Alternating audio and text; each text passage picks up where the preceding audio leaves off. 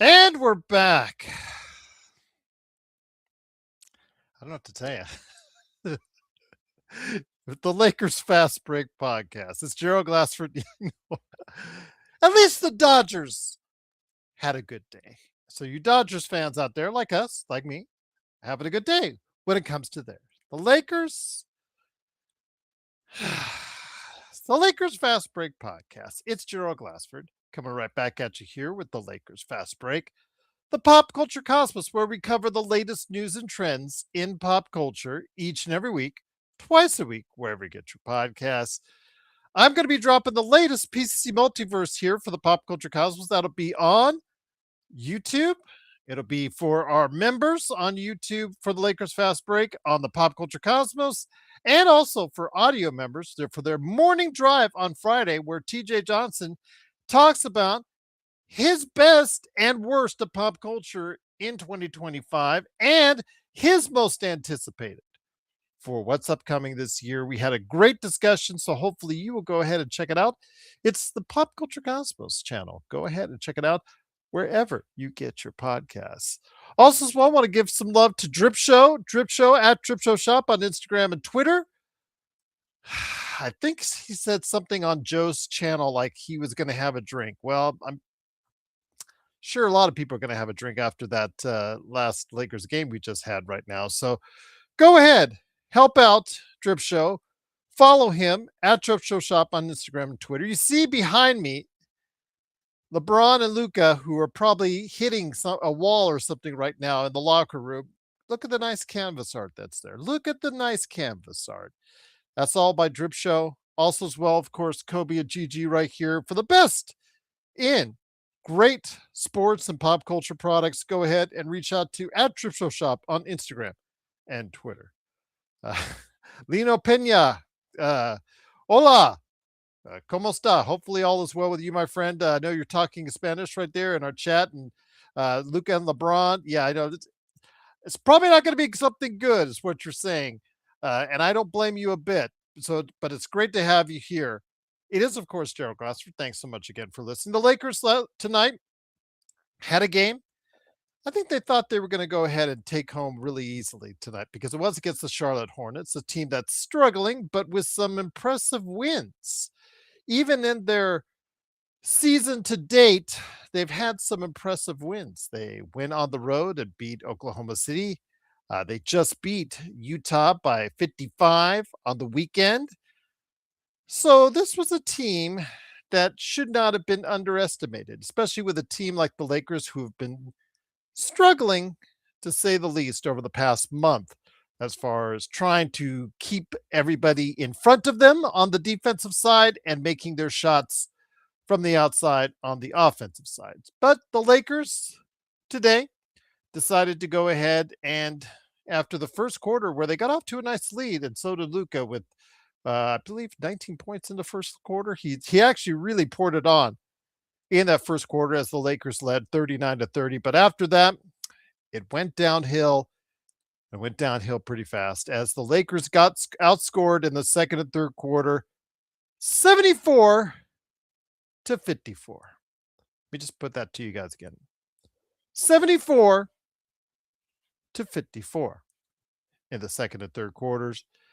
Lakers tried to get it close. I think they got it close to 6 in that fourth quarter, but a hot shooting team as LaMelo Ball absolutely killed the Lakers tonight. Could not miss seemingly from 3. Well, he did miss a few, but it was still a very good game by him. Miles Bridges, 5 of 7 from 3, 25 points for him. Brandon Miller, 26 points from him. LaMelo Ball, 30 points, 11 assists from him. And Com Knipple, who, if Cooper Flagg stays out for an extended period of time, may take over the lead in the Rookie of the Year voting. 19 points for him. They absolutely tore apart the Lakers defense.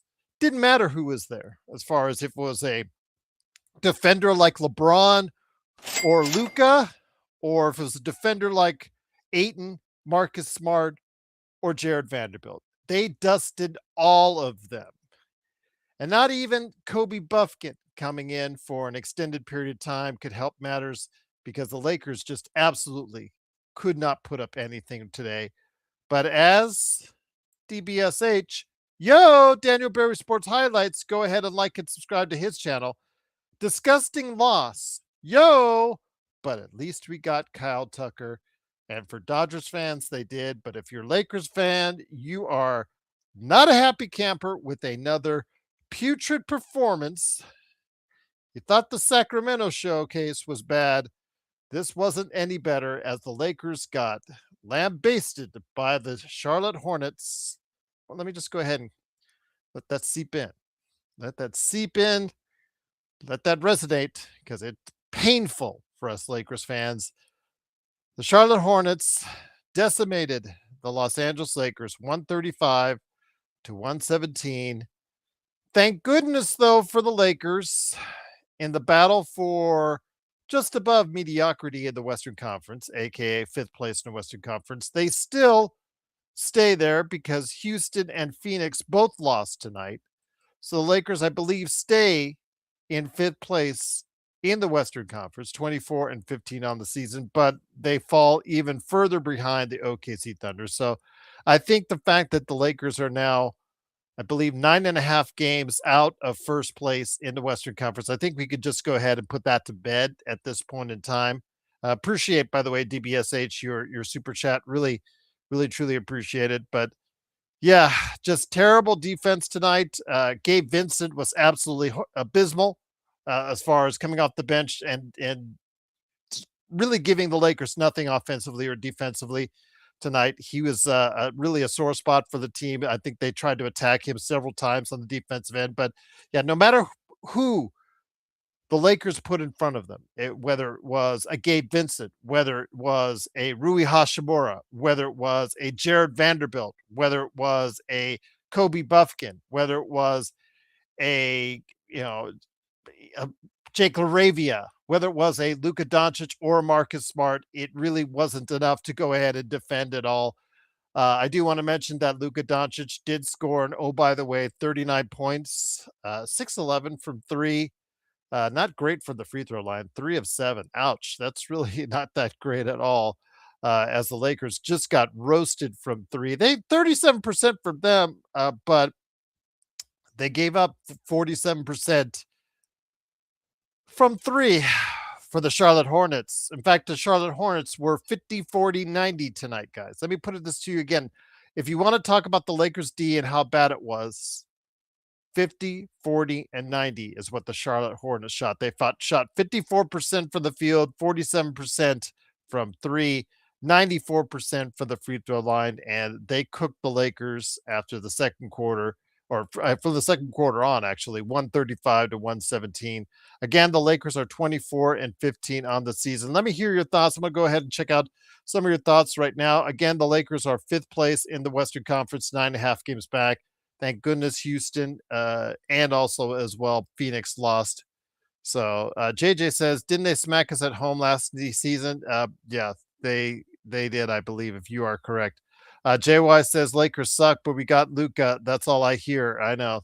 If you're not seeing the results, Joe's, when he's on here, he'll tell you he's in the results business. And right now, the results aren't really good right now with what we're seeing. But again, a lot of us at the beginning of the season picked the Lakers 4th, 5th, or 6th in the Western Conference, and it's pretty much what you got. And speaking of Joe, it is a good man indeed. He is the mastermind behind Simblades, Simblades with a Y.com for your synthetic turf needs in the California area. Plus, also as well, he is the host of the Joe Soro Experiment. And if you want to see Joe with the biggest smile on his face, check it out because he and Empire Jeff were smiling for quite a bit because, the Dodgers, they did sign Kyle Tucker and they might have just signed themselves on for a three-peat, although they were pretty damn good before that. But it's always nice to have a little bit of youth, speed, and versatility added to the lineup indeed. It is, of course, Joe Soro. Joe, great to have you here. Absolutely abysmal loss. I think you and I could have gone on the Lakers tonight and scored repeatedly, but they didn't need to because they bombed away from three. Between Melo Ball, Miles Bridges, Com Knipple, they were just smoking the Lakers. And when Brandon Miller, he didn't hit much on the outside. He just took it inside with ease on the Lakers defenders as well. Yes, I was in and out the first half.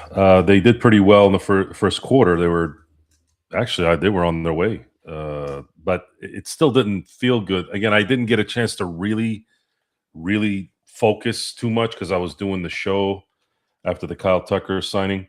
But that second quarter was what lost it for them. They only scored 16 points in that quarter, and they looked like a team that, from the little that I saw, they looked like they didn't want to play today. And then they came out in the second half and essentially said, "Oh shit, we need to kind of get back to what we were doing in the first quarter," which they did. The only problem is they kept playing defense like they've been playing all year. Yeah. I mean, 805 in the super chat says Nico was right about Luka's defense. It was bad, but it was a whole badness.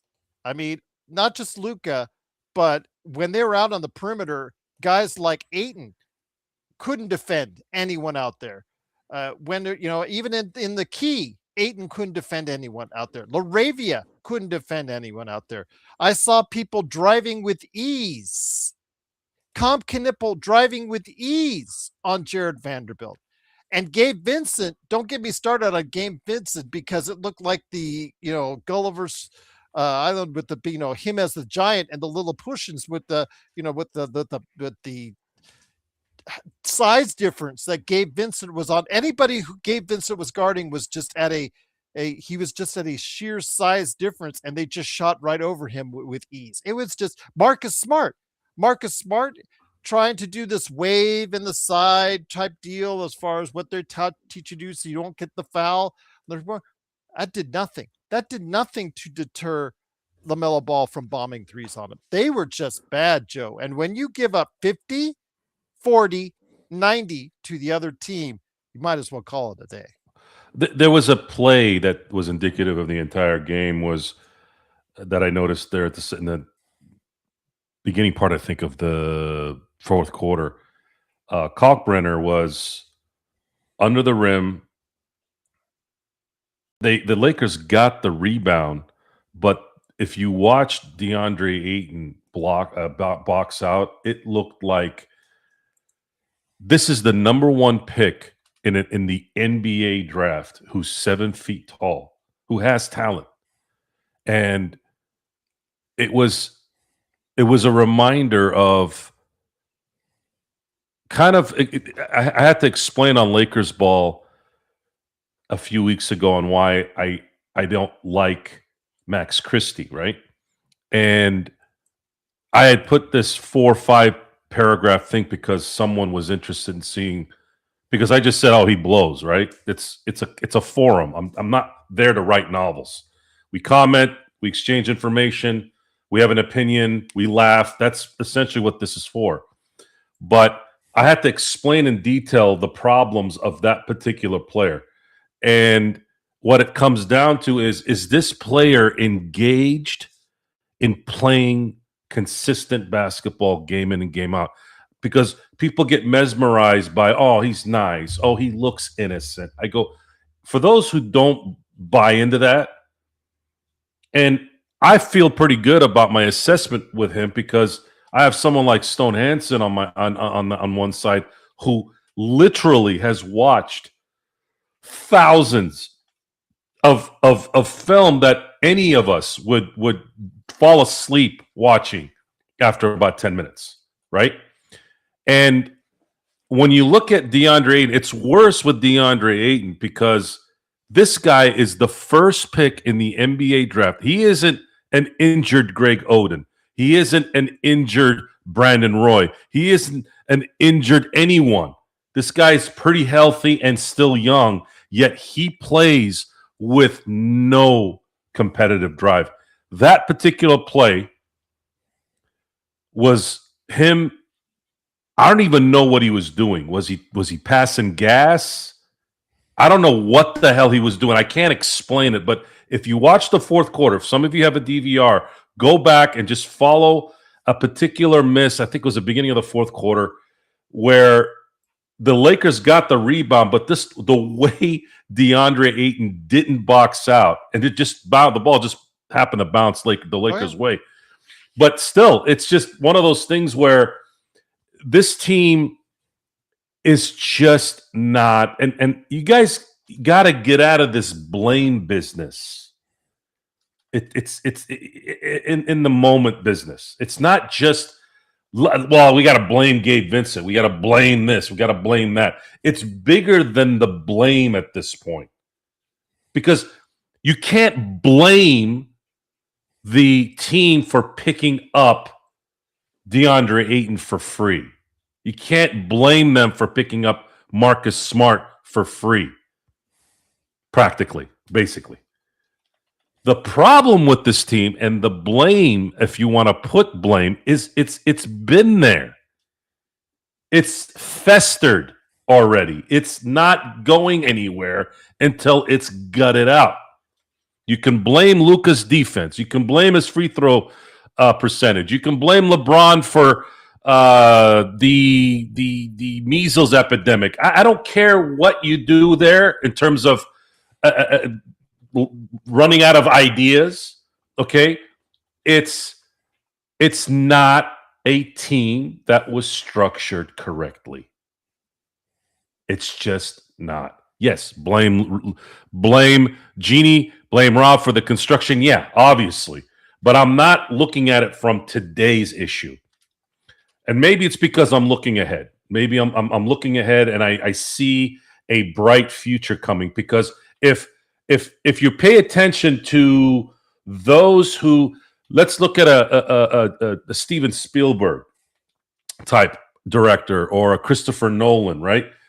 These guys are not perfect, but they're damn near close, right? And they're really good at getting talent to create what they want to create, and they've been doing this for decades. Well, folks, Kyle Tucker chose the Dodgers like many of these players have chosen. And like my good friend said numerous times, Empire Jeff, about how the Dodgers sit around and they just kind of do this.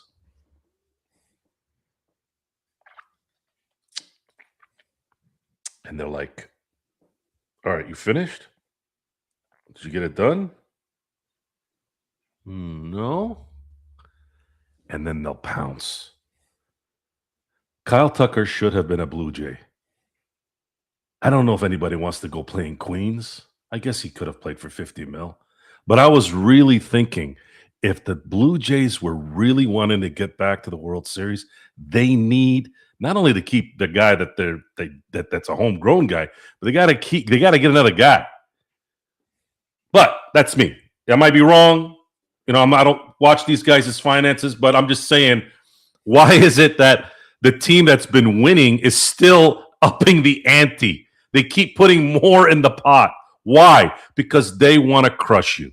Now, what does that mean for the Lakers? Well, it correlates, because the man who's in charge of what we saw today and what we've been seeing now for a few years now in Dodgerland is, we're going to have that guy now doing what he did and what he's doing with the Dodgers with the Lakers. Now, we know they're different systems. We know that they can't just go spend whatever they want. But that's not the point. There's no salary cap in terms of talent behind the scenes. There's no salary cap in terms of the coach. There's no salary cap in terms of any kind of high-end GM that they're going to bring in, or a player personnel. And if the money thing is on your mind, folks, they're going to be out about $100 million in terms of the cap by the end of the year. So by the end of the year, they're going to have a lot of flexibility now to go do and build what they want. And they're going to get more draft picks, and they're going to have a draft pick in this next draft. So I'm still watching these games. I'm still invested in it as much as I can be. But there's an end coming. It's coming. And the Rich Pauls, the Rich Pauls of the world are, what they are doing is they're creating controversy. They're just like most of these skanks on social media or any of these hacks on social media. When you create drama, you get the hits because he's not talented enough to do it correctly. If you do it correctly, if you do it with some talent, if you do it with some kind of information that's valuable that only you can articulate versus somebody else that can't, right? Or anybody else. He doesn't do that because he needs to create the controversy to get the ears, and he does because a lot of you guys are moths to the flame. All you got to say is a couple trigger words, boom, you get them, and then all of a sudden you start talking about it on a show on social media, like I am right now, and here we are. However, 3 more months from now, this is not going to be a discussion anymore. It's going to be focused on building the next Laker dynasty. And it's going to be Luka and then maybe a couple guys from this roster. And then it's going to be what's next. Once again, it is the Lakers losing tonight, 135-117. They're 24-15, fifth place in the Western Conference, 9.5 games back of the Oklahoma City Thunder. Joe, I'm in just, in your expose right there. I don't think you were looking at the chat, and I don't think you want to, because if you want to go ahead and get a headache, that's the way to do it. What, are they criticizing Luka? Are they mad about the trade now? They're suggesting Bronny. They're suggesting Bronny Hard. I think the one that I like, I won't bring this person's name up because I don't want to have you yell at them specifically. But that Bronny is everything Gabe is not. He's a project, but can definitely elevate to a 20-point per game type of player. So hold on that thought. Hold on that thought right there. Don't throw up. Please don't throw up. He was not throwing up with the cup, by the way, guys.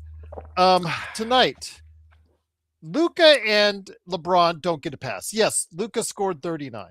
Yes, LeBron scored 29. But they don't get a pass because their effort was bad on the defensive end. I get it. But the primary defenders on the guys that were making the most points was not Luka. It was not LeBron. It was guys like Marcus Smart, Gabe Vincent, Jared Vanderbilt, DeAndre Ayton. And they were scoring at ease on these guys. Jake LaRavia as well. Also, to a lesser extent, Kobe Buffkin. These guys were getting roasted. Absolutely roasted. Kobe Buffkin actually did play some hard up defense, didn't give up too much, but these other guys, they did. They got roasted repeatedly. I don't know what game you guys were watching, but you certainly weren't watching this one. Yes, LeBron and Luka both get Fs for not be more effective on the defensive end. I get it. I'm with you on that. But it is your main defenders, Joe. When your main defenders are getting roasted repeatedly on defense, you don't deserve to win games like this, Joe, against a really poor team that surprises once in a while. But you look at their record, Joe, you should be winning this team at home.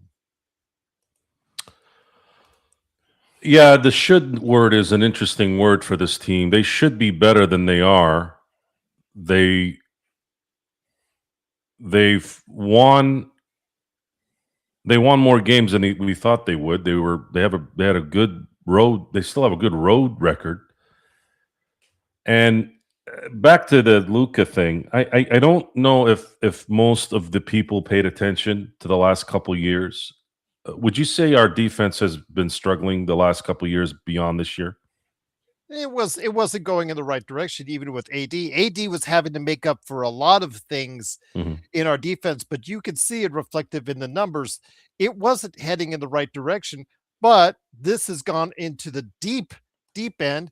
And I know there's some people still calling for, I know 805 is, thank you again for the super chat. 805 is calling for, a return once again for the AD and Christie to be on this team and Luka to not. Do you know do you all know that Anthony Davis is likely out for the year? That's what I said. What delusion are you guys allowing yourselves to be in? Do you have a fucking clue about how lucky the Lakers got getting rid of Anthony Davis when they did? Do you have a fucking clue? Imagine this. I'm going to make it real easy for everyone. If it was AD and Max here still, it would be LeBron and Max Christie. That's the lineup you'd have with the rest of these guys. And I'll say one further, Joe. Minus Kleber, of course, which is you might as well be invisible at this point. That's true. And I'll say one more on it. Because remember when AD signed his extension, Joe? He had another year. He had an option to wait a year for more money, but he signed right away when he had the opportunity to. Why? Because he knows his body better than anyone else, and he knows exactly how fragile he is. And right now, he's not nicknamed Street Clothes for nothing. He is out. He's out possibly for the rest of the year. So, or at least the next 6 weeks before they reevaluate. I'm going to have this conversation. I'm done with this Luka AD conversation. And then you guys tell me Bronny, a guy who is just so bad. What games are you watching? They're not thinking. It's just Calling reaction. A future 20-point game player? That's insane. It's reaction. I'm gonna attribute it to this. It's like when somebody had a bad day at work and they take it out on their family members. You know, as much of a psychopath as I can come off as, I'd like to think I'm probably closer to a sociopath because I can do things without showing too much craziness. But anyways, I've never, no matter how upset I am at something, ever taken it out on people around me that I care about. And it's the only comparison I can put it at because you're not thinking. This is not working. Stop talking about Anthony Davis. You didn't trade Anthony Davis from 2018, okay? You didn't trade that guy. Or 2020. You didn't trade him you for the one. You didn't trade any of those years. You didn't even trade AD in 2023, okay? He was pretty damn good in 2023. And remember this, AD was getting worked by every big last year. I remember that because you know why? Because I saw the games. And I love AD, and I still love AD. Still will always love AD. AD just has that personality that I've always clicked with. I don't know why. Yes, I know he's not a killer. He doesn't want to go the extra mile, but the guy, when he was on, it was as beautiful basketball player to watch as I've seen in my life. That he had a game that I loved, and I'm still mesmerized by 2020 and the way he played in that season. So you guys got to wake up and really I hate to bring this up, but it was something I saw today. There was a senator talking to a doctor asking her if men get pregnant, and she didn't answer the question.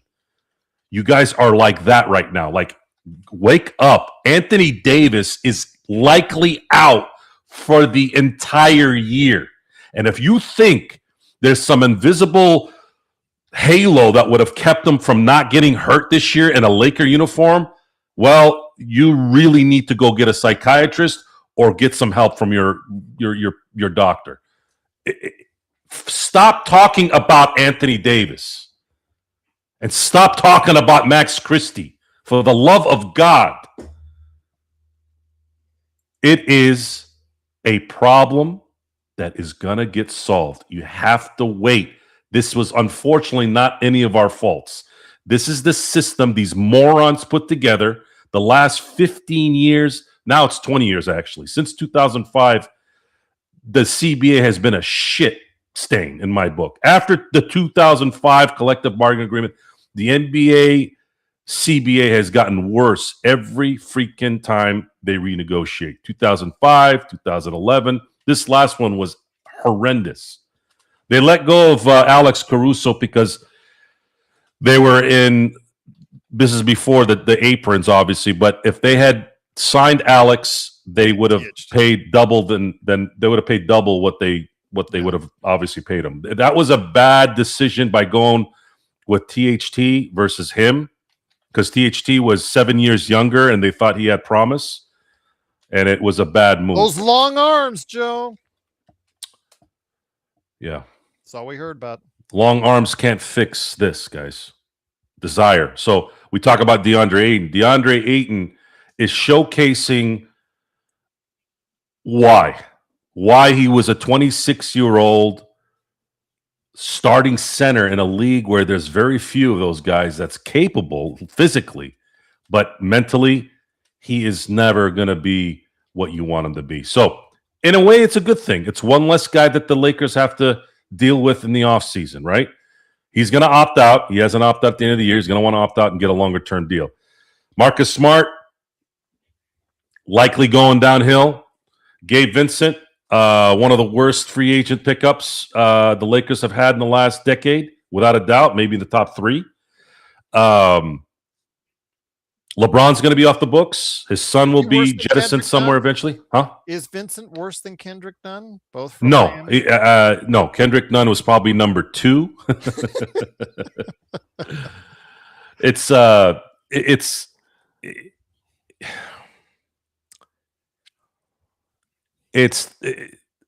just not. I can't keep doing this every other day.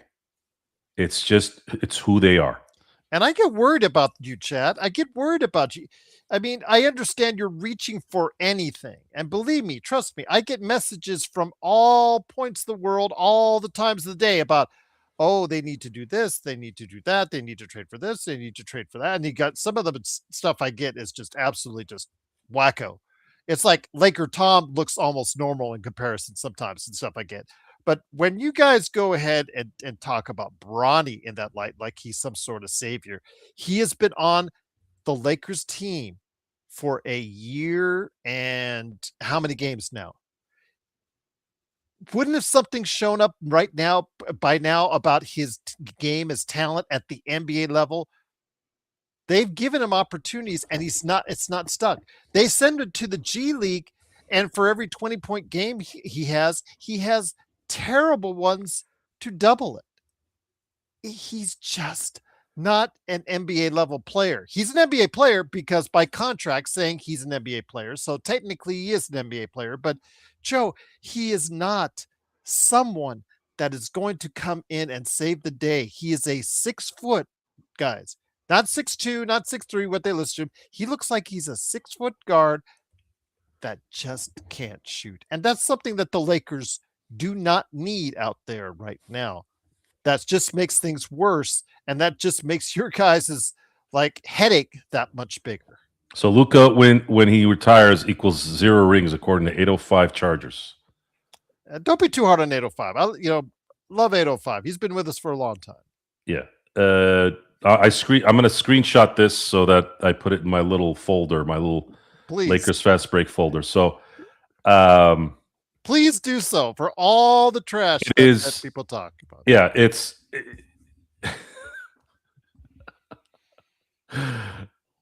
I've never seen anybody drop 39 in a game and get get criticized. Like if it wasn't for Luka, this game would have been a blowout for 60.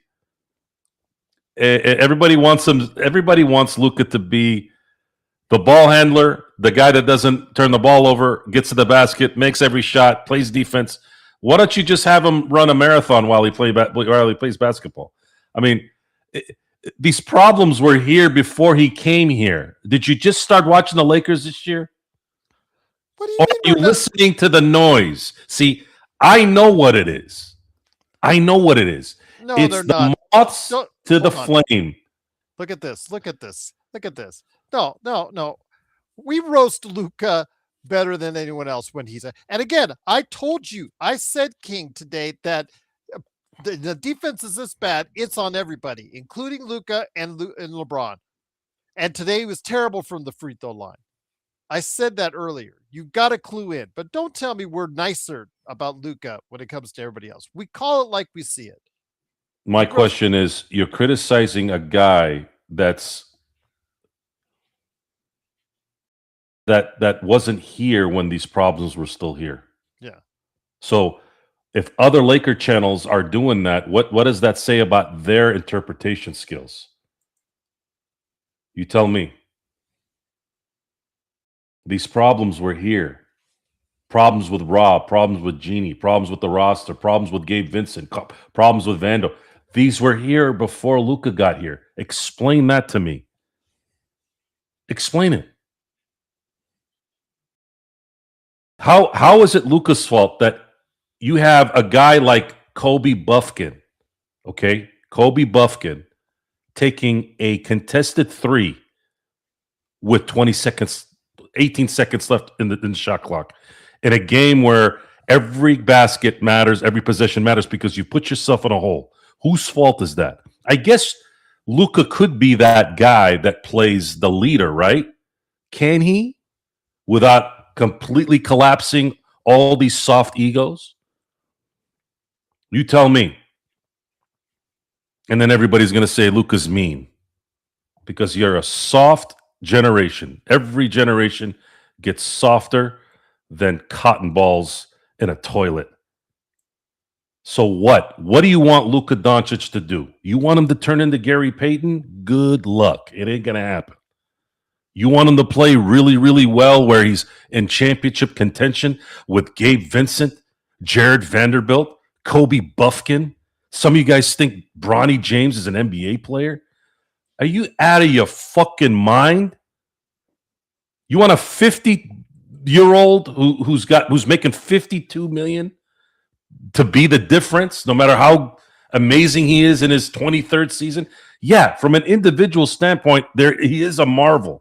But he hasn't helped this team win, guys, since he's come back. When you look at the net rating in terms of the team, in terms of winning, when it's him and Luka, it's in the negative. When it's him and Reeves, it's in the negative. When it's Luka and Reeves, it's in the positive. What does that tell you, guys? I'll tell you what it tells you. This is a young man's game. It's a young man's game. So I'm going to keep saying it. The LeBron era will be over in 3 months. The trash that's on the roster right now, at least 80% of it will be gone. Marcus Smart will be gone. DeAndre Ayton will be gone. The only one that out of the group is going to still be here, unfortunately, is Vanderbilt.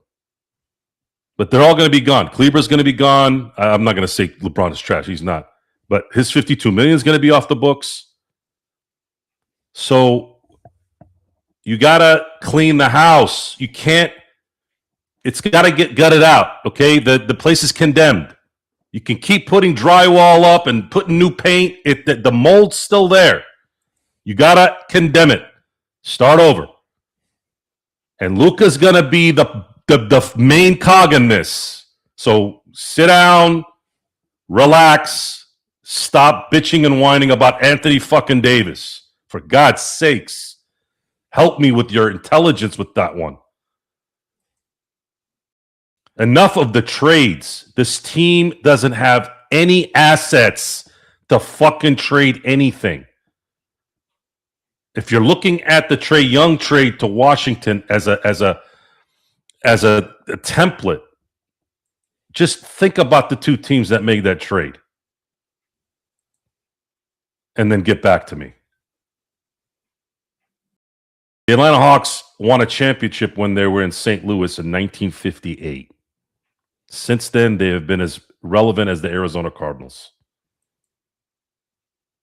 And then the Washington Wizards, they should go back to being called the Bullets, because since they've been the Wizards, they should just call them the Washington Browns, because they are the Cleveland Browns of the NBA to me. Or not to me, it's just in general, just in terms of their usefulness in terms of winning.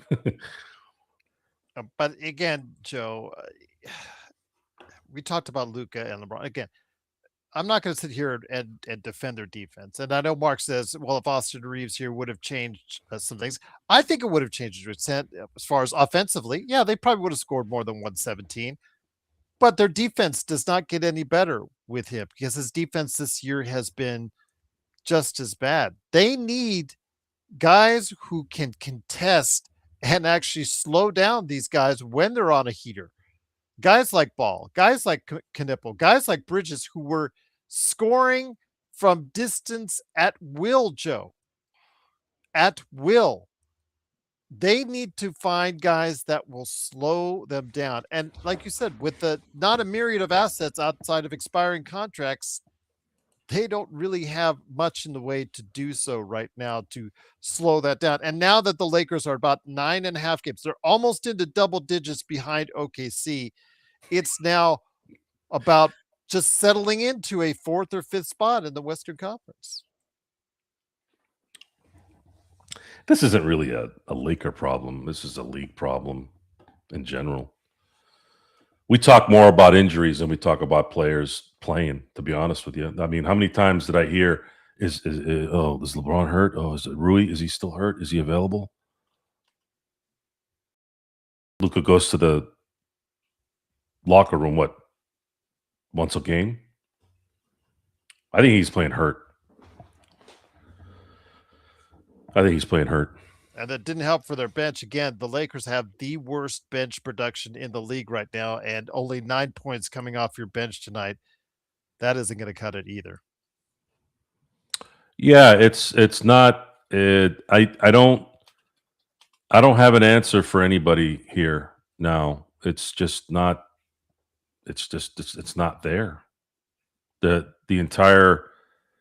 You're talking about Gabe Vincent, who played 15 minutes, gave you 0 points. Kobe Buffkin, 17 minutes, 0 points. Rui Hachimura comes back, plays 18 minutes. He gives you only 3 points. Might as well just send that guy to the glue factory at this point. There's always some reason why these guys stink, and it's always geared towards, okay, it's Luka's fault. Okay, it's LeBron's fault. Okay, it's Rui's fault. Okay, it's this. It's not just that. It's a team issue. It's the coaching sucks. The front office sucks. The team as a collective sucks together because it's not a good team. It doesn't. 90% of these players don't benefit each other's game in any way. You have a guy like Rui Hachimura who can hit 45% from three, yet they can't devise a consistent offensive play to get that guy any room to shoot. How does that make any sense? And then you want to have LeBron go to the basket every other time. Those days are over. He's 41. He'll run out of gas if he keeps doing that. And they know these teams are not stupid. They know, hey, just pack Luka 100%. Let him shoot over 1 or 2, 3 people. Let him have his points. Everybody else is going to suck. It's an easy setup. No one fears the Lakers. The team has no fear-inducing anything. It's just a shame. By the way, John Costa couldn't make it here tonight. He's probably going to be out the next couple games, but he sends his love to Black and Ihama. Black is here tonight. He missed you on the last game. And Black, I was supposed to say some things he said, but I try to stay as the clean one on this show, so I'll refrain from that. But let's just say a whole bunch of dirty words I was supposed to convey to you if you were here tonight. But it is, of course, the Lakers Fast Break podcast. It is Gerald Glassford along with Joe Soro of the Joe Soro Experiment. Hear his thoughts in detail on the Dodgers signing Kyle Tucker with Empire Jeff earlier tonight on the Joe Soro Experiment channel.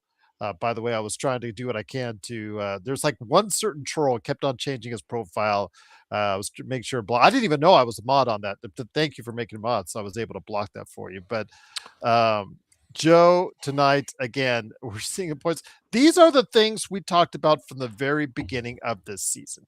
These were the things that we talked about from the very beginning. And you and I went back and forth all summer because I thought they should have done more to build around Luka, and they went a route where they're going to save money and they're looking forward to what's upcoming in 26 and 27 in the offseason. And I said they needed to build around Luka and don't waste a moment now and every year that Luka's available. Now, at this point, it is what it is. And unless teams want a fire sale for expiring contracts, the Lakers just are not going to get substantially better this season. Hey, yeah, today's been an interesting day in terms of everything all at once.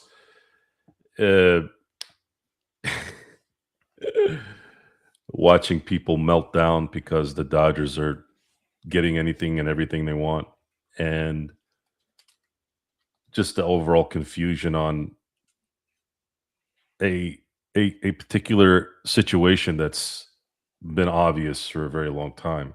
Yeah. What we should have talked about tonight is focusing on. We need to focus on what players between, and really this is, we need to discuss what they can do and what's realistic in terms of, let's say, after February. What is it that they have to do? I don't know. But I guess I'm asking the crowd to send something different than let's blame Luka, let's blame everything, blame. Well, if you're going to complain and blame things, can you bring a solution?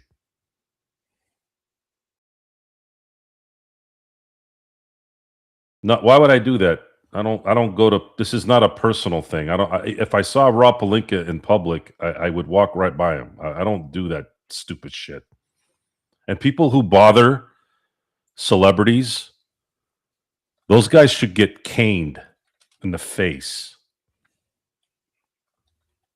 Okay?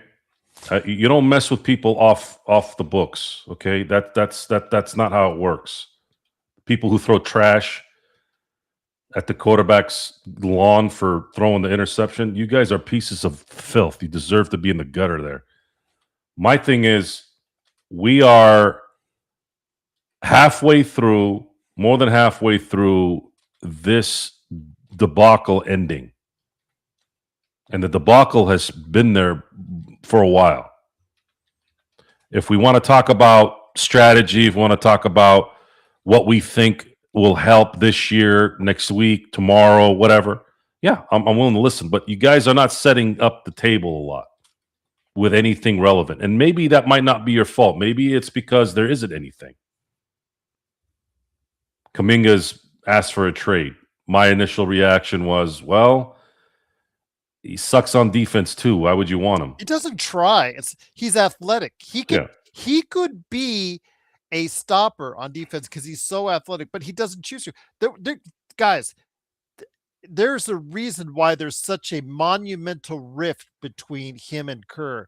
And it's not just about Kerr doesn't know what he's doing. The guy's won a few titles and whatnot. So I have a tendency to lean on Kerr or that. Is he a little bit too hard on Kuminga? Yes, I would agree with you. Yes, he should have given him a little bit more clearance to play, but Kuminga is not a great three-point shooter. And if you watched him, he does not stay engaged and utilize all his talents on the defensive end. And that's the problem. Who's that sound like on the Lakers? Yeah, exactly. He reminds me of a very poor man's Edwards, because Edwards, he'll admit it to you. He doesn't focus in on every defensive play, but when he does, he can lock down almost as good as anyone in the league. And because he's so, he has to carry so much of a load on the offensive end. That's what Kuminga wants to do. He wants to take the load on the offensive end, but to the point, he doesn't have all the same gifts that an Edwards or some other players of their own does. He thinks he's at this level, but is he at the end of the day really at this level? So let's talk about the positives here, because again, I think we're pulling at straws here because there isn't an answer. So I'm giving you guys a little bit of leeway. You want to blame Luka? I would stay away from Kuminga. You want to blame Luka? You want to blame this guy? You want to blame that guy? Fine, and we'll blame. But here's where things are going to change. Okay, these things like you just said, where Kerr is has he said this publicly, or is it kind of hearsay? But Kuminga doesn't have a high basketball IQ. We see that on the Lakers a lot, right? And I think a lot of that too is the fact that, and maybe Steve Kerr's issue is he's trying to get him to up his IQ, but he's not capable of doing it. And Kuminga has a false sense of who he is. He might think, "Oh man, if I go to another team, I'll be able to do better." Look, Steve Kerr isn't really one of my favorite guys. I don't dislike him, but he's just, yeah. I think he's just. I don't agree with how he interprets things. But he is an accommodating guy. He is going to be patient with you. He is going to try to help you as much as he can. He has that. That's who he is in a good way. He's not going to have an ego that dominates the room and ruins the chemistry. A basketball player is the easiest, in my view, the easiest player to assess. And the only problem with Kuminga in Golden State is the only reason why he's still there is because of the way the NBA has set up its league. Otherwise, they would have let him go or they would have traded him for something. And that's the whole point here. I really need to reiterate this more and more. Guys, I cannot explain to you how bad this last CBA was. It was catastrophic at how bad it was. Because movement is now at a halt. Look at the deal that Trae Young was involved with. Look at the Luka deal. These deals weren't happening before this collective bargaining agreement. There was no way you were going to get Luka for nothing. There was no way you were going to get Trae. I know Trae Young isn't the best thing ever, but to get him for two guys that are one's pretty much done and the other is what? A specialist? No draft capital? That's where the market has gotten. Why? Because these teams are not going to give up draft picks like they used to. The days after the CBA of giving up 4 or 5 first-round picks is over. Because there's no way 2/3 of the NBA owners are going to let the second apron hit. These guys want to make money. They don't want to lose money. So it slowed any way of getting out of any rut. You have to not screw up. Presti, as great as he is, he really, really, really got lucky with that deal in LA. And in life, luck plays a part in your success. It does. But because the Clippers were stupid and didn't value their own future MVP because they wanted to win now, they wasted what should be them right now. It should be them being Oklahoma City. But they screwed up. All that money, what did it do? The knowledge wasn't there. They didn't see it.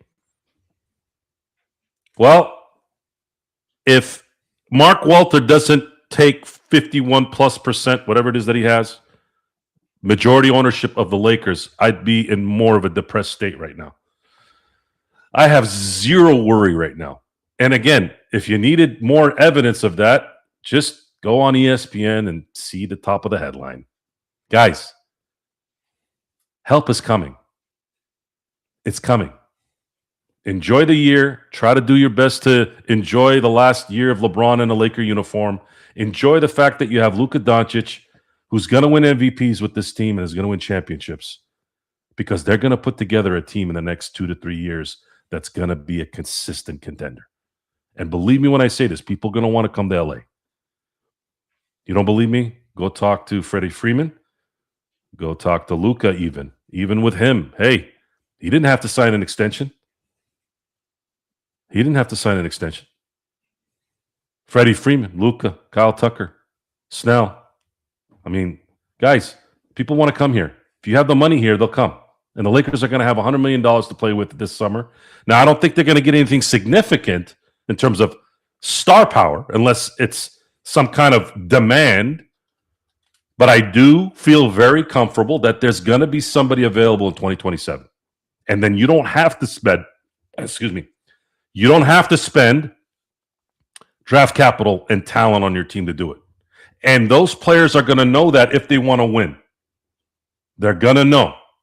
They're going to know because you're not winning with 2 guys maxed out and a bunch of freaking Gabe Vincents. It's not going to happen. You want to win consistently? You're going to have to start drafting really, really well. No more duds like Connect or JHS. Stop trading the stop trading the Zubac's for who the hell was it that they traded him for? Muscala? Mike effing Muscala. Yeah. I always put the F in there. That's as this middle name. And again, I always have to bring this up because the couch guys, because we're couch people, right? We're the armchair quarterbacks. And Magic Johnson is Magic Johnson.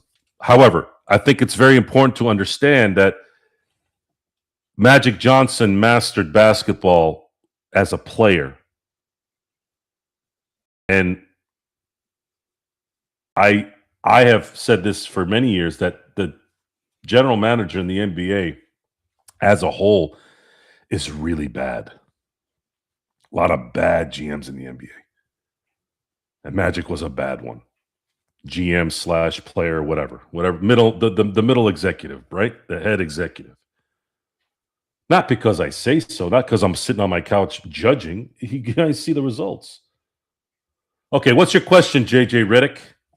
Since you make up a bunch of lying bullshit, that's why I've been ignoring you. Go ahead, tell me. Ask me a question. Because I can't read while I'm talking half the time. I mean, go ahead. I'll see. Let me see if I get what JJ. Joe, wait for the future, quote unquote. Also, Luka Doncic, who's in the locker room every game. Do we know how long Luka's prime is? Well, considering he doesn't need athleticism to dominate, I'd say another 10 years he'll be playing in LA. And El Rosto, he does have a point. He didn't look like a bad draft pick at all until that trade. Who? That Rob rescinded. El Rosto is saying. That's Connect? Well, I'm sorry, but if we've had players that he couldn't fill their baby shoes that have played with being traded and all that. Who is he to worry about being jilted? I'm not accepting that. Like I said, guys, yeah, Magic might be the one who initiated that trade, but Rob was in that room. Rob could have put some sense into Magic before that trade was made. So don't let Rob is not certainly in any way, shape, or form off the hook on that one, guys. I mean, it just, again, the roster construction on this team, and Stefan and I know on his show, go ahead and like and subscribe. We're going to have a conversation on that. He's going to try to sell me, is what the quote is in advance, on Rob. And all I have to do is sit back and laugh because the resume's there. It's all there in black and white.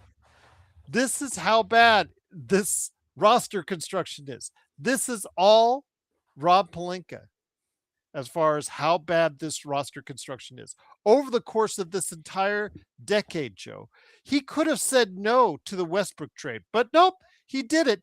And also traded away first-round picks that we could have utilized. He's also was in the room to make all those draft choices, Joe, over the course of this decade with only one. What Connect at this point is not a good draft pick because of what happened after that trade. So the only decent draft pick that he's made was a second rounder in Max Christie. That's it. There's already a list of players who have not made it under Rob's auspices. And the decisions that he made, the fact that he keeps getting small guards who are just terrible once they leave Miami, the fact that he just is not able to go ahead and ascertain what the league is all about, guys that he could get on the cheap, seemingly go to other teams, even the assets as far as what they need, and the faults of this team seem to continue year over year. It's just bad roster construction. And every year you do that with Luka and you waste a year of Luka is a year wasted of one of the best players in the NBA. So JJ Redick is saying that the Lakers kind of blew away the young crowd, their young draft picks, correct? Yeah, like you're talking about the last decade with the Cards and the Kuzmas, etc. So the post-Kobe run, even though Kobe was still on the team, it really started with Julius Randle, right? Mm-hmm. So Julius Randle was picked 7th in 2014. Julius has been a pretty damn good player. The following year, you had D'Angelo Russell as the 2nd pick. Unfortunately, he's not a bust, but he wasn't worthy of a 2nd pick. Larry Nance, good role player. Okay. Zubac, the following year, you got Brandon Ingram, which, by the way, instead of Brandon Ingram, the Lakers probably should have got Jaylen Brown a pick later, but they didn't. But they got Zubac. Imagine if they had had Zubac and Jaylen Brown in 2016. That would have been an interesting team. Everything you see in Boston, right? The following year, you got Brandon Ingram when you, Lonzo Ball when you could have had Jason Tatum. So the question, let me answer the question though. Let me answer the question. Do you feel that, Gerald? I'm asking you. Mm-hmm. Do you feel that if the Lakers had said, we're not gonna, LeBron, don't come here. We're gonna build our own team in house. Okay, cool. So let's look at this team. Julius Randle, definitely power forward, right? Mm-hmm. Zubac, definitely the starting center, right? Mm-hmm. Brandon Ingram, small forward, right? Mm-hmm. And then you have Lonzo Ball at the point, mm-hmm. And then you had Josh Hart. When did Josh Hart get drafted? Josh Hart was right in that mix because remember he was right there at the end of the draft, end of the first round. Same year as Kuzma. Why isn't it showing up on here? Same year as Kuzma. Kuzma? So the same year Kuzma got drafted. Was it 19? No, it was 18. It was the year that they all went to the summer league. Remember they won the summer league. Weird. Championship. It's because it's not showing up on. I got Mo Wagner in 18, and then Svi. I think it's 17. Was it the year they won the summer league title? Which I was there. It's weird. Okay, anyways, so you have Josh Hart, Lonzo Ball, Josh Hart, Brandon Ingram, Julius Randle, and Zubac. And then the Nances and all those guys. T3. So what do you think? Let's talk about this. No. JJ. Let me just say this real quickly for T3 because T3 they can't cut Bronny's contract. It's guaranteed. You still eat the money either which way because he said Lakers cut him instead of Bronny to sign Marcus Smart. As far as Jordan Goodwin is concerned, I would have loved to keep Jordan Goodwin. Trust me, I would have. But financially, Bronny is on guaranteed contract for 3 years. So you would still have to eat the money. Even if you stretched to waive him, you would still have to eat a portion of money. And it probably still wouldn't have fit to keep Jordan Goodwin as well. So again, they roster construction by Rob Pelinka. Okay. So JJ Redick thinks that the Lakers would have won 5 championships with this young team. So let's look at it from 2 ways. I'm going to go with what they drafted, and then we'll go from there. So you have Lonzo Ball at the 1, Josh Hart at the 2, Brandon Ingram at the 3, Randle at the 4, Zubac at the 5. Then you have Josh Hart, Kuzma in terms of depth. Do you have D'Angelo Russell at that point? Yeah. Larry Nance?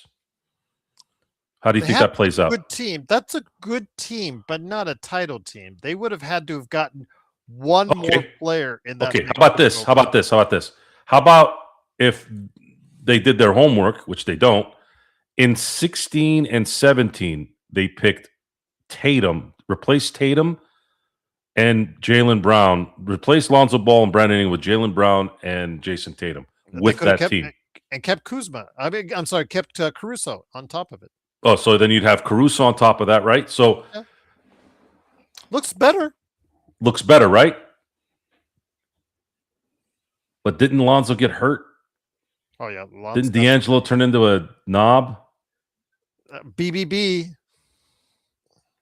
Can you pay everybody on that roster? A lot of those guys make a lot of money. Could you pay them? Maybe. It's a good point. It's a good what if? I had thought about it a few years ago. But then kind of Lonzo getting hurt and D'Angelo kind of going south. I didn't really look into it. But then Josh Hart improved so much that I was like, oh, okay. But you would have had two busts, unfortunately. To me, Lonzo's a bust and D'Angelo's sort of a bust. I don't think they win a championship because of health reasons. Yeah, I don't think they win a championship. However, if you do exchange Brandon Ingram and Brandon Ingram and Lonzo Ball for Jaylen Brown and Jason Tatum, the hit with D'Angelo Russell doesn't hurt as much. It's a great what if. I think we should have a show one day about that. Just really dissect it. I think it's a good point. Yep. A what if would be good. Yeah, absolutely. It's not. It's hard, guys. Are you not going? LeBron James and Anthony Davis. It's just unfortunate that it went the way it did because they didn't have to. They didn't have to go this way. They should have just kept the team together, kept Caruso, kept KCP. Rondo was a little long in the tooth. I understood if he wasn't going to work out, but then that's when you go and draft another point guard, do your homework and draft another point guard or get somebody in free agency. But they've been hitting the shitter with that, with the Kendricks and the Gabes. I mean, geez, they've really, really, really just been dog shit getting free agents to come in. It's just not. It's just these guys are not capable of doing it the right way. And with like Lonzo and with AD, you're just not going to avoid the fact that those guys are injury prone. Those guys did get injured mainly because someone else, although this latest injury by AD was because Markkanen, he smashed his hand against Markkanen like that, really close like that. These guys are just injury prone. These guys are just prone to getting injured. And in case of Lonzo, Joe, I think it was just like a total degradation of his knee. Am I not mistaken on that, or am I mistaken? Yeah, it was bad. It was really bad, and you BBBs, saw. I'm kidding when I say BBB, but it was the BBBs that helped. That probably, I don't know if that played a factor. Maybe it did, but you saw the skin. You saw the food that when he had his show. I remember somebody talked about he just ate slop. So factor in shoe wear, factor in genetics, factor in, because I don't want to just throw it on the diet either. Michael Jordan used to eat McDonald's and drink Sprite, from what I heard, and that's son of a gun. Other than 1 year where he broke his ankle or foot, he never missed games. So it's not just always the diet, but it plays, like, if you're going to encompass all of it. Yeah, I never clicked with Lonzo. Even when he was the greatest summer league player of all time, there was just something about him, something very Asperger-y about him. And I don't know. These guys are just soft. They're soft in so many ways. I know that these companies have been serving us the last 20, 30 years with worse food than it was before. It's just a trough of a lot of bad things. You really have to pay attention to everything these days, because it just seems like everything is coming at you. Bad information, bad food additives, bad people that are wanting stuff from you, miserable people that are trying to make you miserable. That all plays a factor in this, mentally, physically. You get a little money, all of a sudden you start getting comfortable too. Most of these guys got comfortable once they got their money. Once again, the Lakers, they lose tonight. Hey, El Rosto, you're not going to get mad again and leave, are you? What? Who? El Rosto? No, El Rosto has to get up at 3 a.m, so he had to leave early. 135 to 117. The Lakers lose to Charlotte. They are 24-15. All right, Joe. Here's what's going on here in the future for the Lakers. The Lakers, get this, Joe. These are the reasons why you have to win against the Sacramento and why you have to win against Charlotte. People argue with us all the time. Oh, it's just a loss against. It's just, guys. you overreact, blah, blah, blah, blah, blah. This is why you need to win against these easy teams when they come up on your schedule, Joe, because right now, guess what? The Lakers in the next 10 games, 9 of them are on the road. And with this Lakers team, you don't know if they're going to be there from one game to the next. There's another back-to-back on Saturday and Sunday. Will LeBron play this back-to-back? That's the thing. Thank you so much, Intel. Truly appreciate it, my friend. Celebrating 4 months of being a member. Cannot thank you enough for doing so. As always, my friend. Joe, they're in Portland on Saturday. They come back home against Toronto on Sunday. Then Denver, the Clippers at the Intuit Dome. So it's kind of like a home game.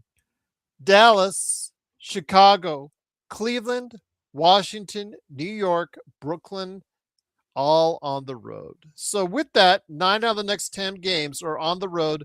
What do you see as far as their record for the next 10 games?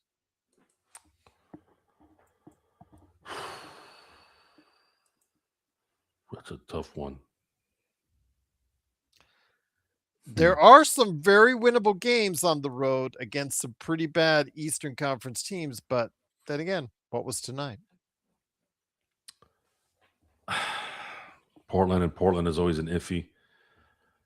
Will Toronto want revenge for what they got handed to them in Toronto? Denver is tough. Clippers are playing well right now. Playing in Dallas right now is Chicago's always playing us well. Cleveland's a good team. I guess Washington's the shittiest one out of the group. But then you got New York. That's going to be a tough road, man. That's a tough one. If they come out of this 5-5, they won. Yeah, if they come out 5-5, then it's kind of a win. But if somebody gets hurt, like LeBron or Luka, this thing. And I'm not going to say LeBron's not going to be there for the back-to-back again, and then this thing can fall off its rails pretty quick. 1, 2, 3, 4, 5, 6, 7, 8, 9. It's really 9. It's 9 with the Toronto game on the back end of a back-to-back on Sunday. This is a tough road trip. Yeah, it's a really tough. And then after they get back, they're going to play Philly at home, Golden State at home, Oklahoma City at home, San Antonio at home, Dallas at home, Clippers. I mean, that road trip is hard, but the games that they're playing at home, they're playing Boston, the Clippers, San Antonio, Oklahoma City, and Philadelphia in that home run. This is I'm going to say this. We're going to know exactly who the Lakers are this year at the end of February. I agree. But again, the Lakers are at Portland on Saturday and Sunday. They're at home versus Toronto. I'm not going to say that again because I got called out on the last game that when I said that LeBron definitely is not going to be there for back-to-back games. I'll just say it's a possibility that LeBron or Luka may not be able to play both those back-to-back games, but we'll see. We'll see. I hope they do because right now, what's coming off that bench, Joe, is not doing us any favors and not giving us any inspiration because tonight on both ends of that ball, Joe, it was bad. And I'm not, again, this is not just a trashing of Vando or anything like that. Vando got burned. Gabe got burned. Marcus Smart got burned. Jake LaRavia got burned. They all got burned. And again, I understand you guys want us to go ahead and make sure we give LeBron and Luka some equal dislove when it comes to the defensive end. Yeah, they played awful defense, but those primary defenders, those guys you have on the ball against those hot shooters did not do anything. It's like pouring gasoline on the fire, Joe, and it just seemed like the house went up in flames. They don't have a single defender on this team that's consistent. Marcus Smart is doing his best, but he got roasted tonight. He got absolutely roasted tonight by Ball. He's on the down end of his career. And I knew we were in trouble because again, the guy, who we got, these are the guys who we depend on for the primary defender. They just shot over Gabe. They went right through Vanderbilt, and they shot from distance in Marcus Smart's face as he just waved as they went on by. Yeah, It's a lot of it is desire too. They just look like they don't give a shit. That box out by Ayton, kind of like just half-ass, just standing there like a jackass. It's just not. And JJ Redick is probably getting tuned out right about now. It's starting to get to the point where you can tell it's getting tuned out. Tough. I know they had a great first quarter, and again, I did note that at the beginning of my monologue. But didn't Luka have to score 19 in the first quarter to do it? Because remember, he was out an extra long period of time in that second quarter. He had an extra long break in that second quarter, which didn't help matters as they were starting to run up the scoreboard on the Lakers. So, I don't want to put two and two together per se specifically on that. Oh, you're citing for Luka. No. Again, it wasn't just Luka not being out there tonight, which is the reason why they went out there in the second quarter. They had nothing as far as on the defensive end to offer. It was very passive on that end, and they just could not miss on Charlotte. And they didn't miss all game. They're 50, 40, and 90 tonight from the field. It's ended from the free throw line. 50, 40 plus. It was closer to 50, 50, 90. And it just seemed like they couldn't miss. The right people shot the ball at the right times. They executed extremely well on the offensive end. And the Lakers, 117 isn't a bad offensive night for the Lakers. That's actually right around their average, guys. It was the fact they just couldn't make any stops, period, and slow down Charlotte at all.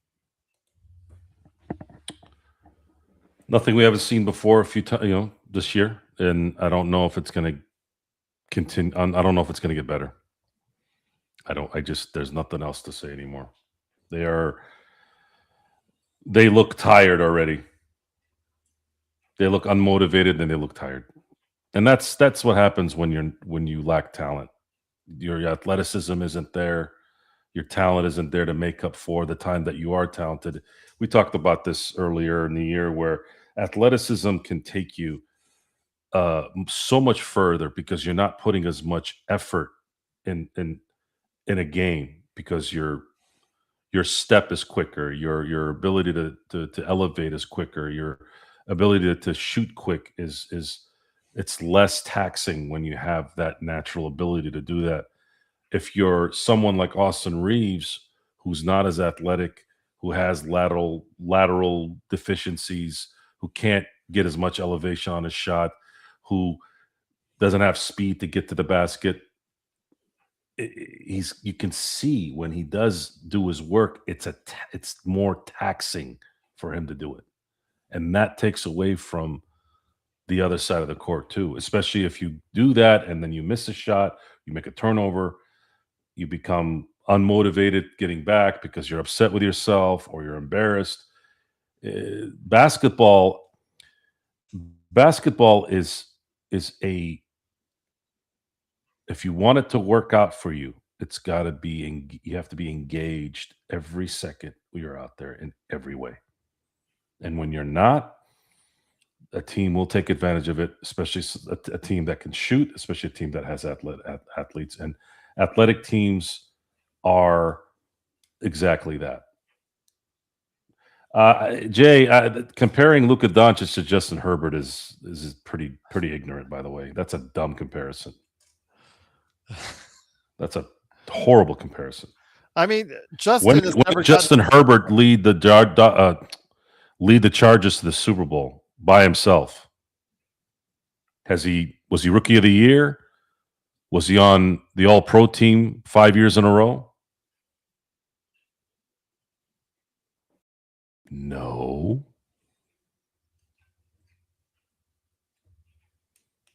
Well, again, you guys. I don't want Clay. Please, for the love of God, no more washed-up players. No more washed up players, guys. The washed up players are not gonna. Are you guys not watching Marcus Smart? Isn't that enough for you? How about Gabe Vincent? Is that enough for you? We I don't think need. Clay's not gonna be. I think He's not gonna Clay work is here. on a longer term. I don't think he's on. Is this? I don't think it's this his final year. I think he has one more year. I think, or am I mistaken? Guys, let me know in the comments if Clay has 3 years on his contract or was two. King Cora. That might be a good example. I'm sorry, Stefan. That might be a good example. Uh, both of you with Aaron Rodgers and Peyton Manning. The reason why I think those are good comparisons is the difference between Peyton Manning, Aaron Rodgers, and Tom Brady is coaching. Tom Brady didn't have to worry about the defense and making sure everybody else was doing their thing. He could focus on what he was doing. That's why whenever somebody says Belichick needed Brady, yeah, everybody, every great coach needs great players, especially the top guy. So Thank you, Stefan.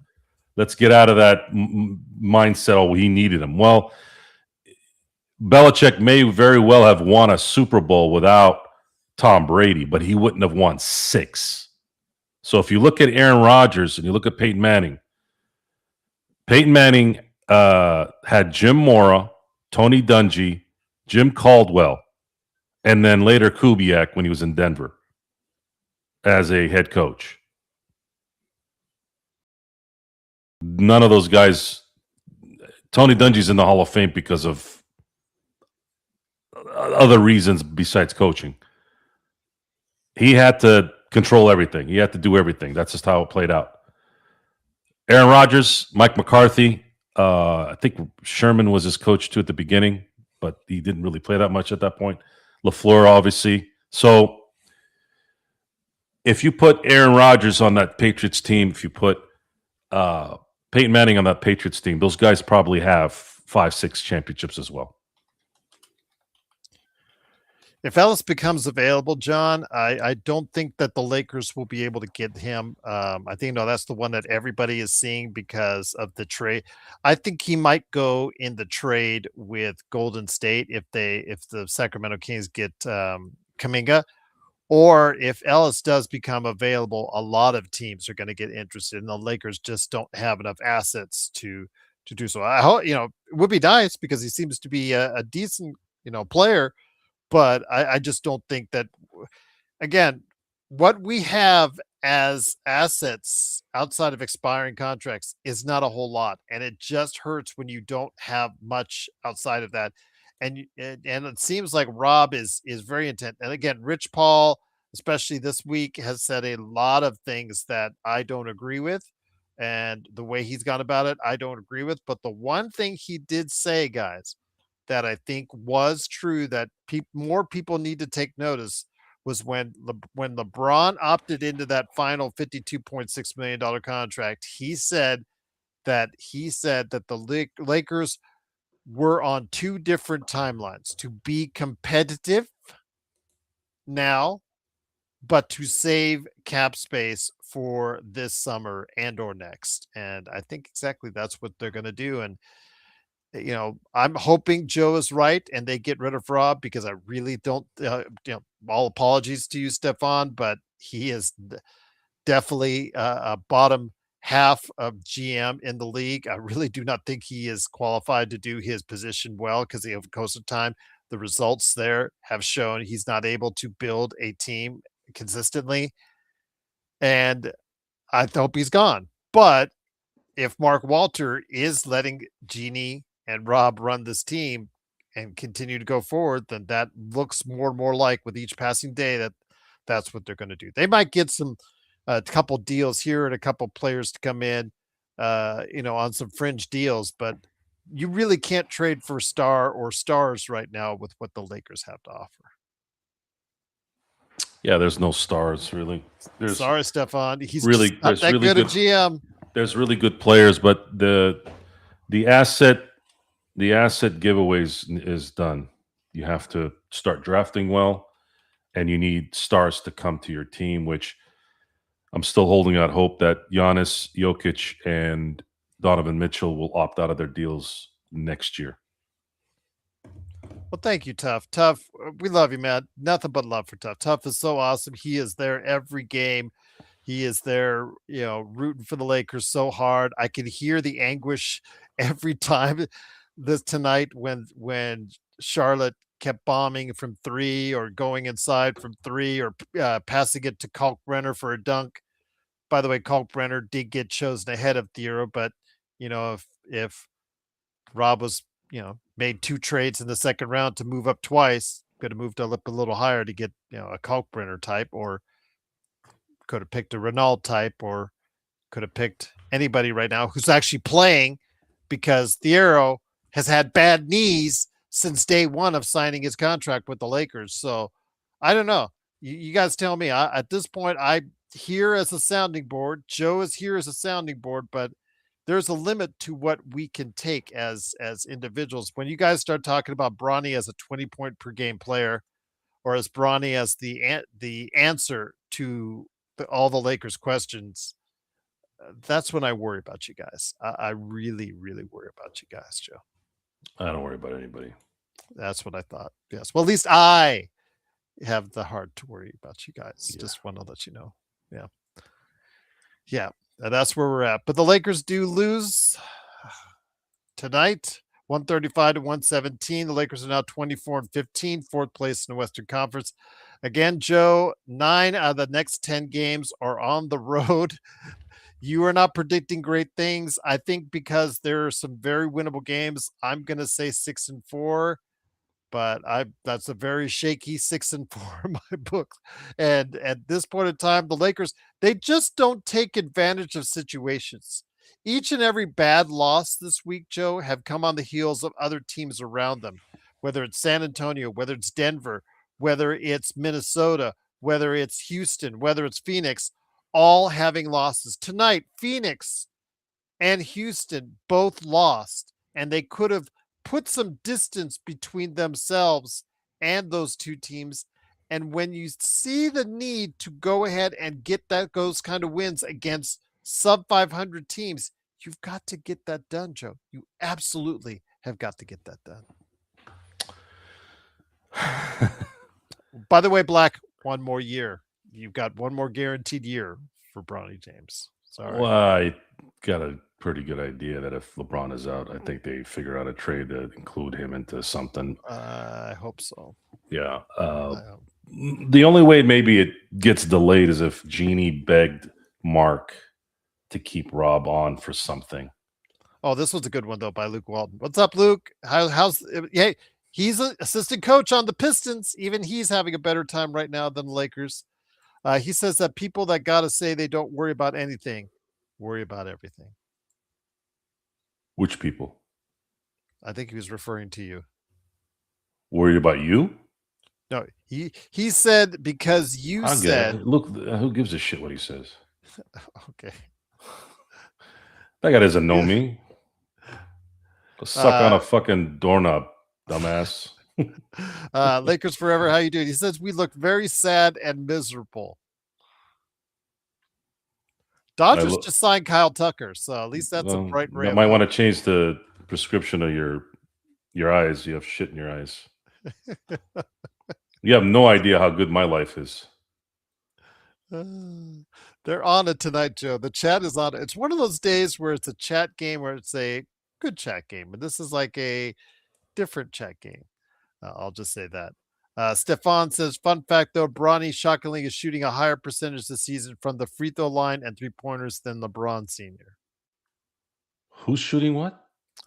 LeBron Jr. in his limited amount of times is shooting better from the free throw line and 3-point line. Because he made those 2 3-pointers at the end of the Sacramento game in 2 minutes. So, that's they're holding on to that.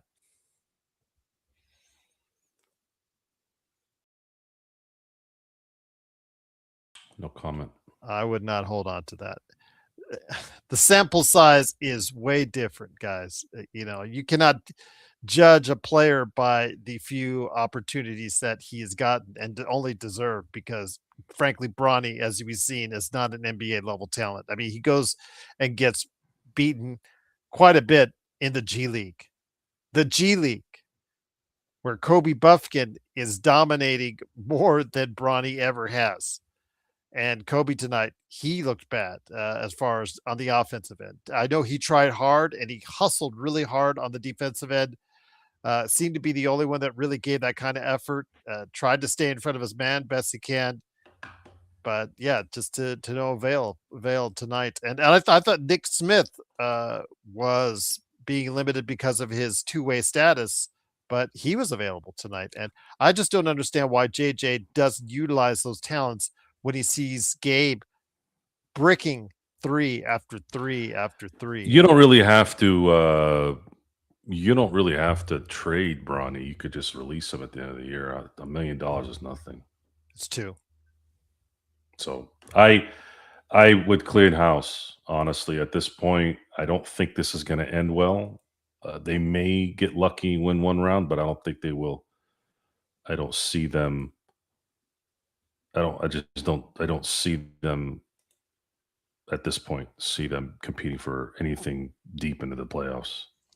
I think, Adam, you just answered your own question on that. He said, if Smart and LaRavia are such good defenders, why are other teams scoring so much against them? Even better. It's a couple of reasons. The competitive juice is not there. The coaching isn't connecting.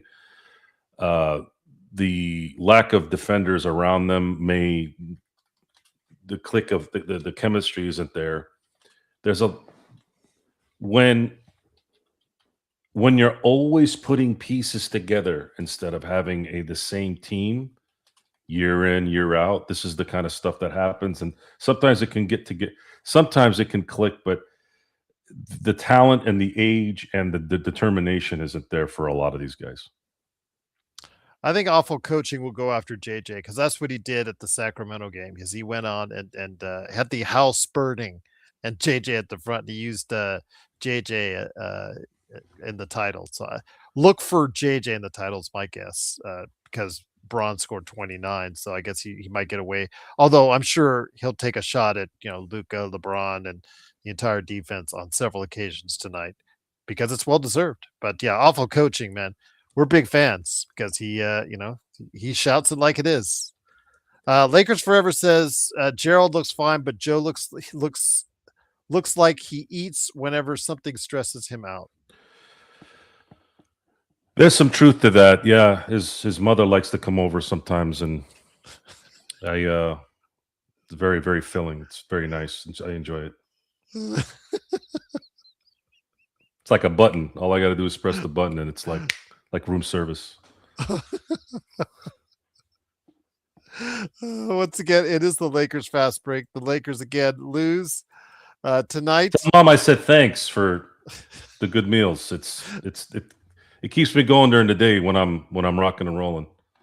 135 to 117. Adam says, do you guys know awful coaching is doing lives? Yeah, I heard his first one, Adam.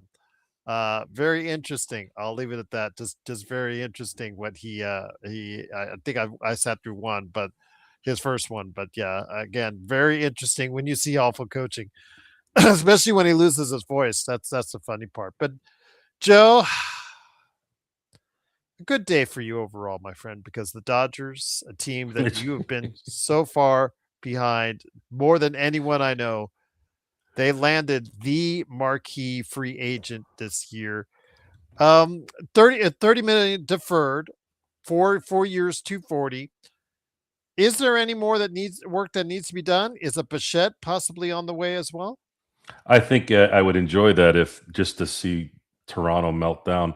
The funny thing is that there's a popular group, and this was the same group that was having a conniption fit about the plane going to Toronto. Mm-hmm. One of their doofuses was like, I'm ready for a lockout. And he said that after the World Series too. So sore losers are everywhere.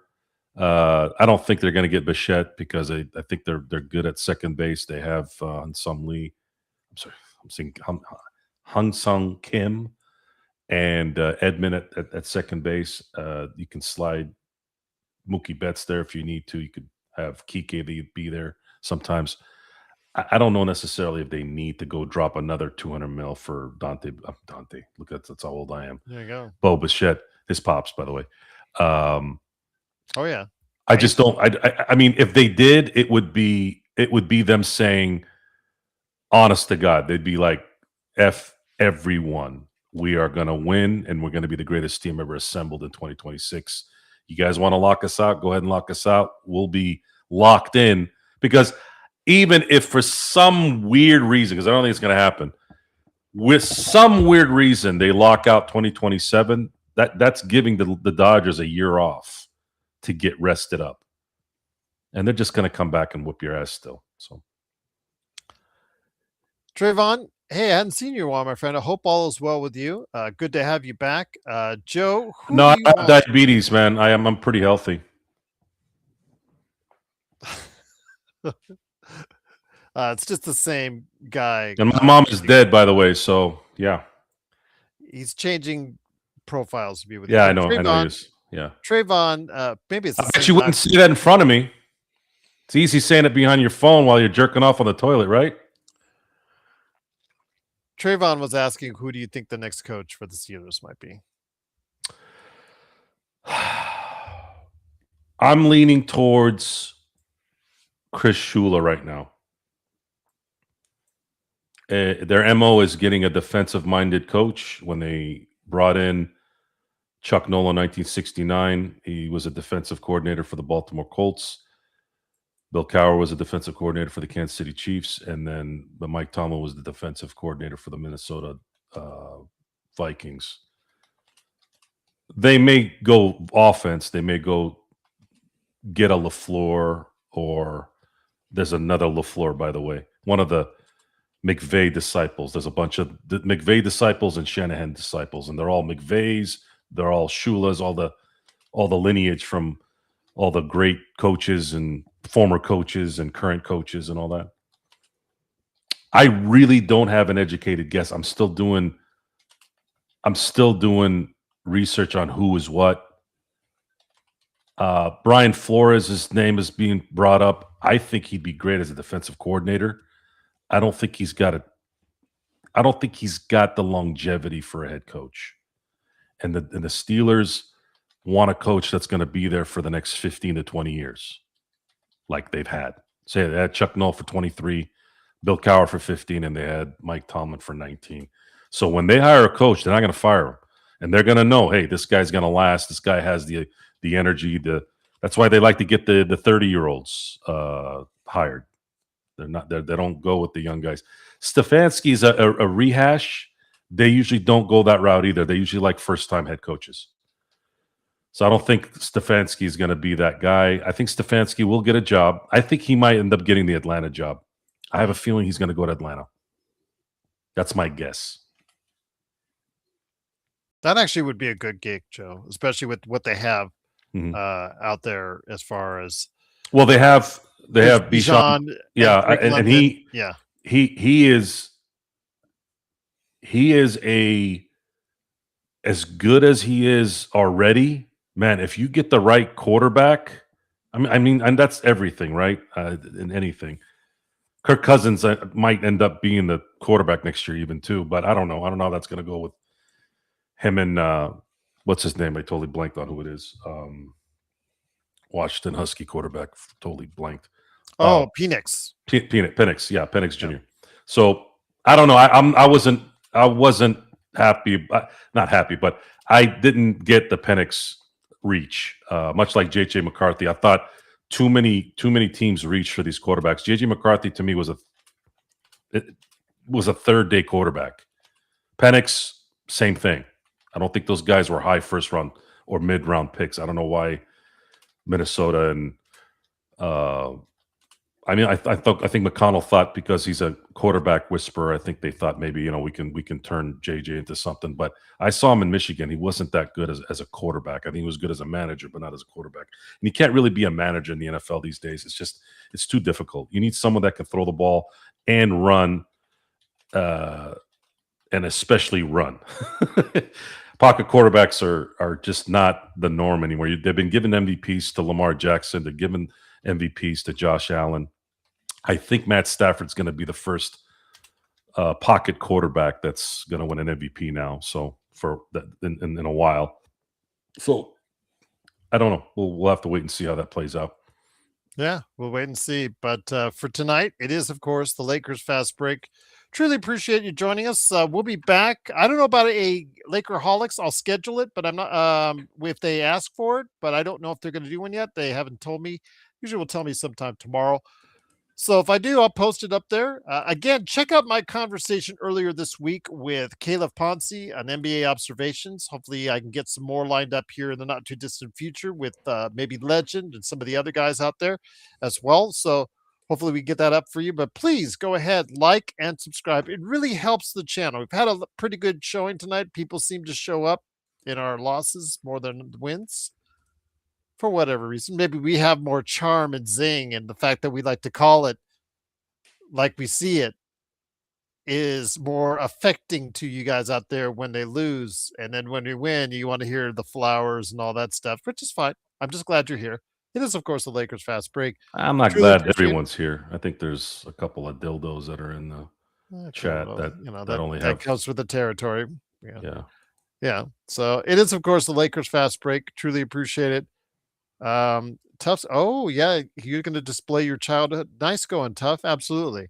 Drip Show is just awesome. So if you guys go ahead, support Drip Show at Drip Show Shop on Twitter and Facebook and TikTok and Instagram and all that good stuff. Joe had on his Drip Show Dodger style hat tonight. I've got the Luca and LeBron art. He's got the Luca. He's got the LeBron art. Is that LeBron or is that Kobe behind you on the poster? That's Kobe. Oh, that's Kobe. My bad, Kobe. And Oh, then there I you go. have Ohtani, Shohei Ohtani. and There then you go. the wood game 4 from the Brewers and LCS closeouts There you of the go. game. Absolutely. That's some dang nice stuff there. And you can get all this great stuff right there for you. Or if you have an idea, pop culture or sports related, please go ahead and hit up at Trip Show Shop on Instagram and Twitter. He'll let you know if you can do it. And if you can, there's no one better for your great collectible needs. Pillow with Kobe right here at Gigi. I mean, gosh, guys, come on. Do yourself a favor, start your new year right. Head over to @TripShop on Instagram, Twitter, TikTok, and wherever you get your social media. But Joe, great job again today. A great day for the Dodgers. It's not a great day for the Lakers as they lose tonight. They get smacked around by the Charlotte Hornets. And now the schedule does not turn into our favor because 9 of the next 10 games are going to be on the road, starting with Joe, our favorite, a back-to-back on Saturday and Sunday. Will those guys play in Luka LeBron? Will they not? Why would they have a back-to-back on a Saturday, Sunday during football playoffs? Doesn't seem very smart to me, but God, Adam Silver's an idiot, man. and they're not like after. Yeah, they're not like after. They're both evening games. So what the hell is wrong with this guy? He let the NFL run over him. He let his players run over him. Then he really hit the shit in the last 6 years. Jeez. But it is, of course, the Lakers Fast Break. We will be back for you on the post game against Portland, and then also as well on Sunday against Toronto, a home game against Toronto, indeed. The Aeronetics says Patriots. Hey, that defense, they're going to have to ride that defense all the way to the Super Bowl. And you know what? That defense is pretty darn good. I watched that. They were really, really. God, I really don't know good. what the hell Tennessee was thinking letting go of Mike Rabel. Aeronetic. Such a stupid franchise, my God. They should beat the Texans, but man, the Texans are hot. They've won 10 in a row? Yeah, but CJ Stroud's gonna hit the shitter. He already did. He practically was trying to. He was horrible. He's horrible. I'm not a big fan of CJ Stroud. Never have been. I can tell. But And I'm not saying that because I don't like him. I think his game sucks. I don't think he's good. Ohio State quarterbacks just are not good. And I've been having to navigate through the Will Howard thing with the Steelers, and everybody's like, play the kid. I'm like, I'm not going to underestimate the New England defense, because I kind of did in the Chargers because I thought the Chargers would have a better chance. And yeah, that defense sold me. Right now is maybe being the best in all of the NFL right now. So We'll see what happens. Like you said, Aaronetic, but Craig says go Rams. We'll see what happens with the Rams this weekend as well. 49ers. My pick, if you watched Inside Sports Fantasy Football, they're also in it as well, although everybody seems to get hurt for them. So the walking wounded of the 49ers are there coming as well. Going to be a good weekend for football.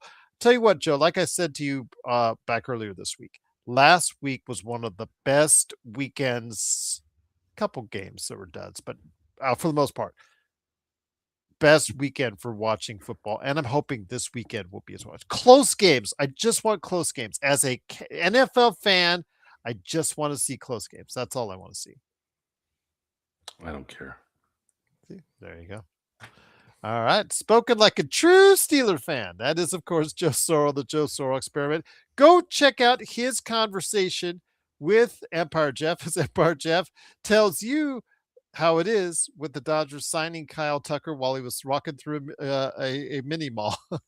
So I'm like, where's he going by now? Oh, wow. Where's he going by now? He's walking down the street, still talking to you. Well, he's going to, yeah, if you want to go ahead and check out that conversation, it was a really good conversation. It really in depth about the Dodgers and the look ahead. Please go ahead and check it out on the Joe Sorrell Experiment channel as well. But Aaron X says, get revenge for that Mac Jones trade. Well, there you go. Varia, Xbox, and Sports Baby. Those two. You two Aussies, man. Are you going to join us back on our chat? Someday I will. Maybe sooner, maybe later. You're missing all the fun when they talk. I heard you rip me. I heard you rip me apart all the time. Yeah, but I told everybody to tell you though. I'm not like these weasels behind the phone that I can't see. That's a good point. So I'm just so invigorated to go on back to that ripping. Then I have to one up you again and again and again. So sorry, it's the truth. I hadn't had such a good laugh, and I'm not the one that unchatted myself because I did. It's not a productive chat. You gave up. It's okay. I was laughing my ass off. I was roasting you guys. You got so frustrated. No, you were getting so frustrated. It was hilarious. Again, I don't want to go into. I might. I'll see. It depends on my mood. We'll see. I may come back. But it is, of course, the Lakers Fast Break. It is Joe Sorrell. Please like and subscribe. And then once again, guys, if you have a need and you're in the Southern California area for some really great synthetic turf, take a look at his site, Sin Blades on Instagram, sinblades.com. You know what? Joe and I, we razz each other, all that stuff, but I am not razzing on him as a family man and him as a businessman, because you take a look at Sin Blades and you see the stuff is there. It's real. That's all him. That's all him and his great employees at his company. So give him a shot. Sinblades with a y.com. No, Mark, I won definitively on that one. I told you during the chat tonight, when Joe goes to the gutter jokes, he is rattled, and I rattled him good last weekend, and I'll just leave it at that. But once again, it is the Lakers Fast Break. You know you were rattled.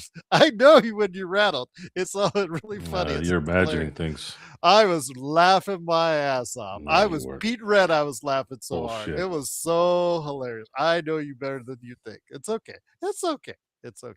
But it is the Lakers Fast Break. Join us on Saturday night for the post game with the Lakers in Portland. Will the Lakers' fortunes get better in Portland? Wasn't bad last time around.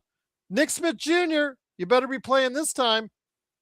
JJ, he did so well last time, but no Austin there. So unfortunately, that's not going to be there. But hopefully the Lakers will get a great performance from the crew, and we'll be able to report on it, bad or good, as we're always here for you. Bad or good, even when the chat is bad or good. Bronny, 20 points a game player. Oh my God. Bronny, 20 points a game. Oh my God. Can't believe that. And it's from a regular too. I was like, oh my God. I was so let down.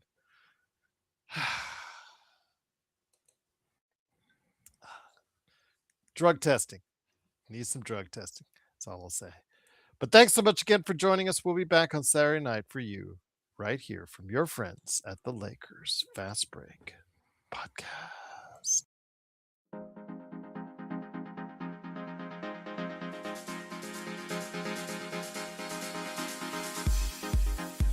Uh.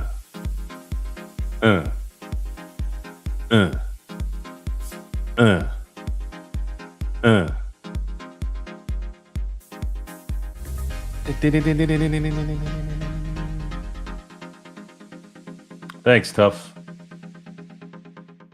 Take care, guys.